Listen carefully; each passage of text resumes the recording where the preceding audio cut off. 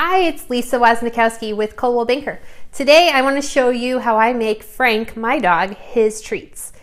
We make homemade treats. They are the best of breed dog biscuits on King Arthur Flour's website. I have made a couple of modifications to that recipe and I only make a half batch at a time. The link will be in the description or the comments below.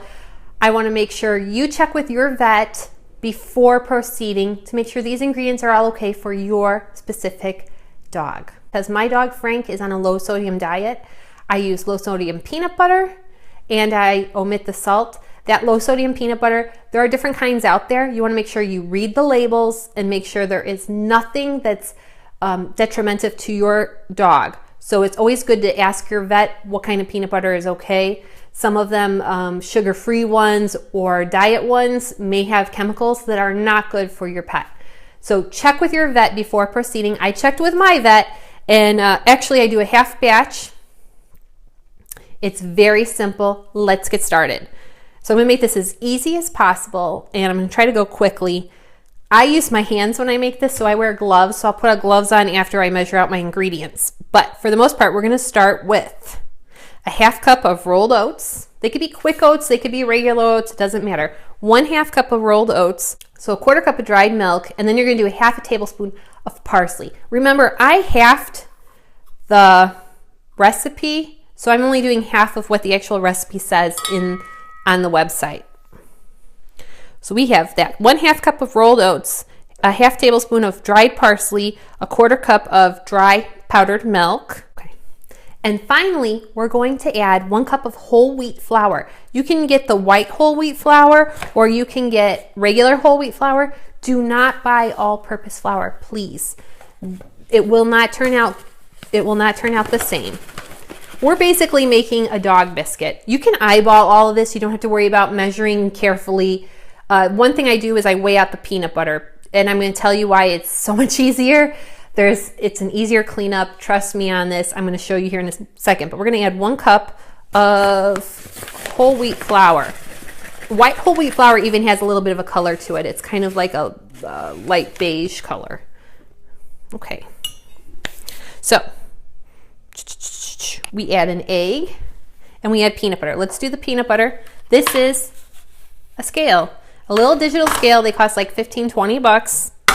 I'm telling you, this is the bee's knees.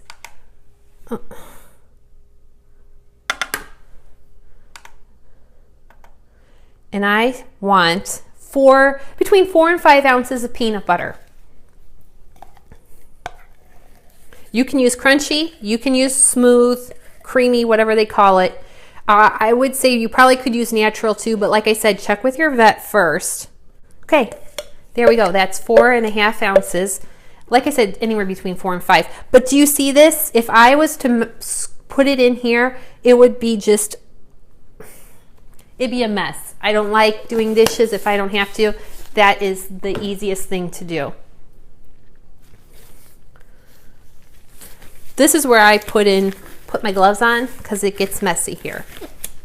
Make sure you wash your hands before you start baking at all. I usually have my gloves on from the get-go, but since I'm grabbing other things, I wanted to keep the gloves clean. We are going to add 1 egg. And then finally, our last ingredient is 1/4 cup plus about a tablespoon of water. You're not going to put it all in at once. We're going to do the 1/4 cup, so almost all of it, and then we're going to mix. And then if we need more water, then we'll add it. So I'm being polite here, using a spoon. Your oven should be preheated to 300 degrees, and you want to get a cookie pan out. And in that cookie pan, you can either grease it, use parchment paper, or what I use is a Silpat, like a silicone sheet. They're about $10 on Amazon. I actually could put a link down below so you can check it out. They're washable. They're the easiest thing in the world. We've been using them for years. So we mix this up, and hopefully you can see. I tried to use a glass bowl so you could see. But you're basically making, it's not going to be, you know, super creamy or fluffy. it's like working Play-Doh. But you don't want it too dry. You want it to have a nice consistency. So we might add a little more water. And if you add too much water, it's not the end of the world either. Okay.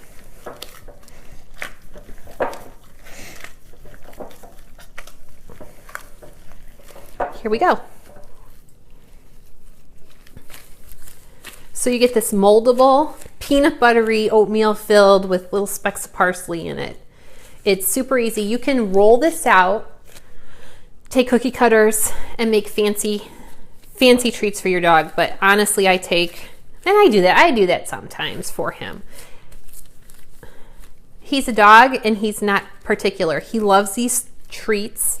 He gets a couple a day. I have calculated if I can get 50 small treats for him out of a half batch, 50. It lasts about 1 to 2 weeks. And each of them have about 9 milligrams of sodium in them. And since Frank is on a low sodium diet, that's something that I care about. So what I do is I take little balls, probably about a teaspoon's worth, roll it into a ball and smash it. So I have these circles. Move this over. My Silpat.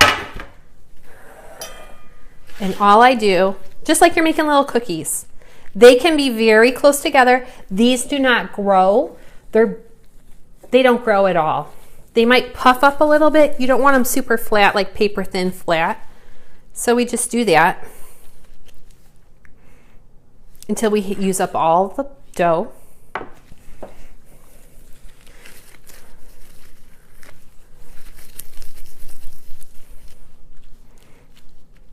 We'll flatten it out. Doesn't have to be perfect. The dogs don't care, but the dogs do love them. Okay, there we go. I made some little like logs too. Those are fun. Kids would love that because you roll it out. So I got about 30 treats. You want them kind of uniformly shaped or similar thickness at least because they don't grow in the oven. We're going to cook them, bake them, 300 degrees. And this isn't something, it all depends on the size. So 300 degrees, it could take 30 minutes, it could take 40 minutes, it could take an hour. So you want to check on them. I'd say after the 25-minute mark, start checking on them. Something like this, I'm expecting to take about 40 minutes. So they are like little tiny cookies. They kind of look like little tiny peanut butter cookies, peanut butter oatmeal cookies. Your dogs will love them, I promise you.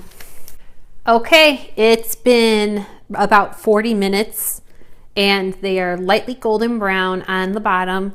They look a little drier. They are warm. We're going to let these cool for a couple hours before we give them to our pets. They can be stored in a Ziploc bag after they're cooled or in a container. Something airtight is best, and they last about 1 or 2 weeks. This is Lisa Wozniakowski with Coldwell Banker, where I believe you deserve a better real estate experience and where better to start than home. Thanks.